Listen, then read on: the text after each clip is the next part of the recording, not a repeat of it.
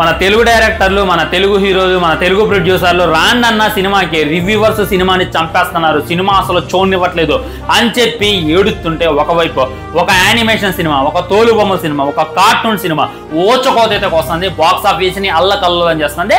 Starting పట్టుమని 10 లక్షలు రాలేదు, డే 2 చూసుకున్నట్టయితే 2 కోట్లు, డే 3 చూసుకున్నట్టయితే 3 కోట్లు, ఇప్పుడు చూసుకున్నట్టయితే ఆల్మోస్ట్ నిన్న చూసుకున్నట్టయితే 18 కోట్లు, ఓవరాల్ గా 79 కోట్లు ఇప్పటిదాకా సినిమా వసూలు చేసింది. ఈ రోజు కలెక్షన్స్ తో కలిపి ఈజీగా ఈ సింహోత ఖచ్చితంగా 100 కోట్లు వసూలు చేస్తుంది అనేటటువంటి క్లారిటీగా అర్థమవుతుంది. 10 కోట్లు పెట్టుబడి పెట్టకుండా, ఏమాత్రం ప్రమోషన్ చేయకుండా, స్టార్ హీరోని పెట్టకుండా, స్టార్ కాస్ట్ ని పెట్టకుండా, స్టార్ డైరెక్టర్ ని పెట్టకుండా, మరి ఇది ఎలా సాధ్యమైందిరా బాబు అంటే కంటెంట్ మ్యాటర్స్. ఆల్రెడీ మనకు తెలిసినటువంటి స్టోరీయే, చిన్నప్పటి నుండి వెంటనే ఉన్నాం. ప్రహ్లాదుని కాపాడడానికి నరసింహస్వామి వచ్చి హిరణ్యకశిపుడు గుండెని చీల్చిండు అనేటటువంటిది బుక్కుల్లో చదువుకున్న, సీరియల్లో చూసాం, చదివి విని మనకు బోర్ కొట్టేసింది. మరి అలాంటి స్టోరీతో కూడా జనాల్ని థియేటర్ రప్పిస్తున్నారంటే కంటెంట్ ఎంత ముఖ్యం అనేటటువంటిది మీకు అర్థమైందా? సో ఇది గుర్తు పెట్టుకోండి. అంతేగాని మా థియేటర్కి రావట్లేదు, రివ్యూవర్స్ చంపేస్తున్నారని చెప్పి ఏడ్చే వాళ్ళందరికీ కూడా నిజంగా మహోతార్ అనేటటువంటిది చెప్పుతో కొట్టినట్టు సమాధానం చెప్పింది.